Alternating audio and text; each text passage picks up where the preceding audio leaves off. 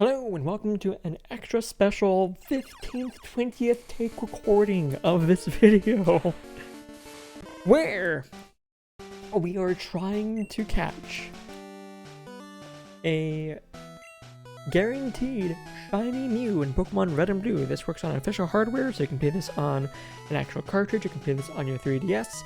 Granted, on the 3DS this won't work because it won't be a legitimate Mew, so you can't actually transfer it to either Pokemon Bank or Pokemon Home. Definitely Pokemon Home for sure. Don't know if it will make the bank. I don't think so. But this works on cartridge for sure, as that's what I'm doing this on, believe it or not. So, what do you need for this? You're going to need 3 Pokemon in particular. I'm using, I have a Nidoking on my team as well because, well, that's my favorite Pokemon. Or on that in just moments. You are going to need, for sure, a Pokemon with Fly. You're going to need a Pokemon that has a special stat of 21 and either the move Rage or Sword stats. But really you're looking at an Onix with a special stat of 21 that knows Rage. I'll get into... well, no, I can explain that. So, this is the only Pokemon that can have a special stat of 21 and either Rage or Sword stats. Every other Pokemon that gets Rage or Sword stats cannot have a special stat of 21. In theory, Kangaskhan can, but by the time you get any Kangaskhan in your Red and Blue, it will have Rage gone, and it gets Rage level. Yeah, it's not gonna work. So Onix is your only choice. And you're going to need a shiny Pokemon. This is the Gyarados from the Lake of Rage, from Pokemon Gold, Silver, Crystal. Mine is from Pokemon Crystal. It needs to have Mimic and ideally, I'm going with Leer. As few moves on it as possible. I went to the move deleter, got rid of 2 moves, bam, done. The Mimic and Leer. So we are going to be doing basically the Flyaway glitch. And everything that comes with it, we're doing the offshoot of it called the Ditto glitch. The Mew glitch is very similar, but instead of flying to Fuchsia, you fly to Cerulean and you find the Youngster, you find the Mew, yada yada. However, that Mew guaranteed cannot be shiny at all, due to how Gen 1 works. And that's considered a wild encounter. Wild encounters cannot have DVs that make it the Pokemon shiny, like, at all. So, we're going to start doing the Ditto glitch. So, I'm going to fight this trainer so we get access to our pause menu again. If you don't fight a trainer, you don't have access to your pause menu. Your game expects you to come out of a trainer battle to get your pause menu back. So, that's what we're doing. So we're going to take down this junior trainer. I'm using Nidoking for this because it's my favorite Pokemon. And why not? Just why not?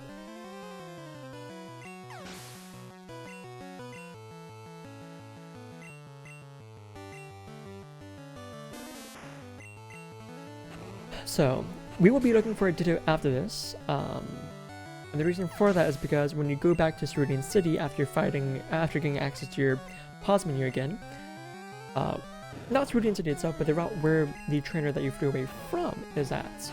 When you go back to that route, you will encounter a Pokemon based on the special stat of the last Pokemon you fought. If I were to go back now, I would go find a missing No.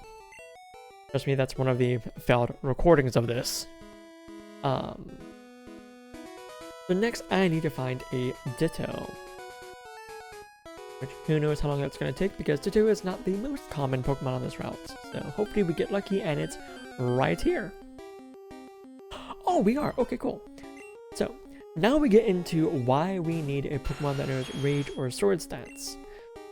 For those who are familiar with the speedrun routes for Pokemon Red and Blue, specifically Pokemon Red, one of the routes requires and has the player using a level 100 Nidoking by the end of it.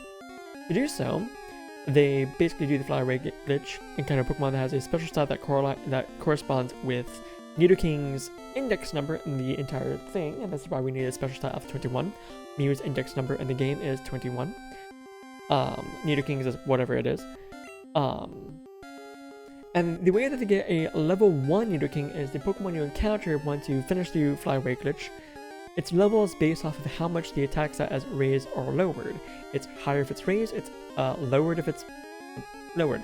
So we will be using Tackle ourselves in hopes that Ditto will lock into Rage. Sword Dance boosts the attack stat by 2 stages, and Rage is really weird in this generation. In future generations, Rage boosts its own base power. But in Generation 1, Rage is the only move that does that. So instead, Rage, instead of boosting its own base power, boosts the attack stat of the user after it locks it in Pokemon into Rage. So Ditto is now at +1. We're going to be going for +4. So by the end of this, we will be encountering a level 11 Mew. That's 2 Rage Bells. That's 3. I'm going for level 11 for no particular reason. I'm just pretty bad at counting. I think that's level 11. Might be level 10, I don't know. But you wanted the Mew to be at least level 10. So now that we have this Ditto at +4, Mew, when we encounter it, would be level 11.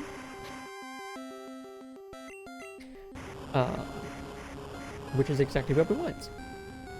Mew gets transformed at level 10. That's why we want a level 10 at minimum Mew.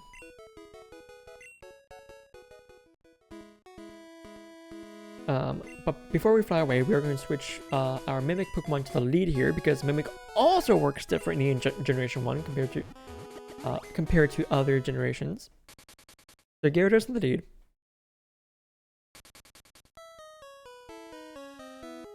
And then we just go north of Cerulean, back towards where we flew away from that trainer. And the beautiful thing is, I can fly away from the trainer again if I wanted to later on. So there's a pause menu, we go into battle, and we are going to do the next part of this. So there's the Mew. It is indeed level 11.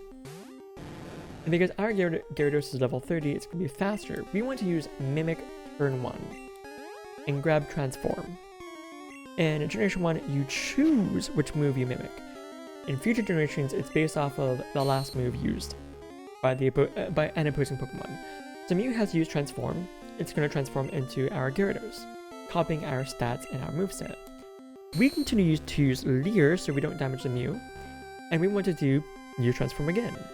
If a Pokemon has already used Transform, and without switching out again, it uses Transform again, instead of copying the stats and moveset like it already has, it will, on the second go, copy the DVs of the Pokemon.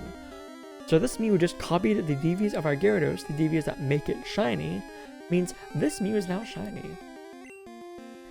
So now we're going to catch this with our Master Ball.